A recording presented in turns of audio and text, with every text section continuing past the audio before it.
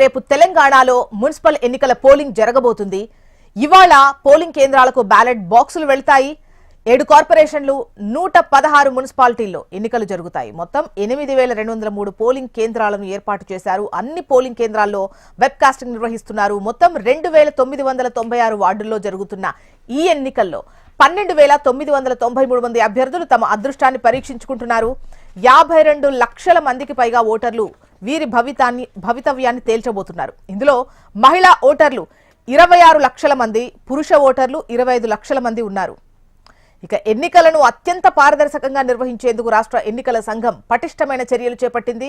ఈసారి రాష్ట్ర ఎన్నికల సంఘం అత్యాధునిక సాంకేతికతను వినియోగిస్తోంది.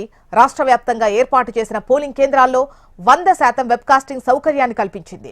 ఈ ఎన్నికలు బ్యాలెట్ పేపర్ల ద్వారానే జరుగుతుండటంతో సుమారు 16,301 బ్యాలెట్ బాక్సులను సిద్ధం చేసి ఆయా కేంద్రాలకు పంపిణీ చేశారు. ఓటింగ్ ముగిసిన అనంతరం బ్యాలెట్ బాక్సులను స్ట్రాంగ్ రూమ్లకు తరలించి అక్కడ 24 గంటల పాటు కట్టుదిట్టమైన భద్రతను ఏర్పాటు చేయనున్నారు. మరోవైపు 25,000 మంది పోలీసులతో భారీ బందోబస్తు ఏర్పాటు చేశారు. రాష్ట్ర వ్యాప్తంగా 1900 సమస్యాత్మక, 1400 అత్యంత సమస్యాత్మక పోలింగ్ స్టేషన్స్ గుర్తించి అక్కడ సీసీటీవీ మానిటరింగ్ తో పటిష్ట నిఘా ఏర్పాటు చేశారు. ఇక ఎన్నికల నేపథ్యంలో ఎటువంటి అవాంఛనీయ ఘటనలు జరగకుండా మద్యం దుకాణాలను కూడా మూసివేసినట్టుగా తెలుస్తోంది.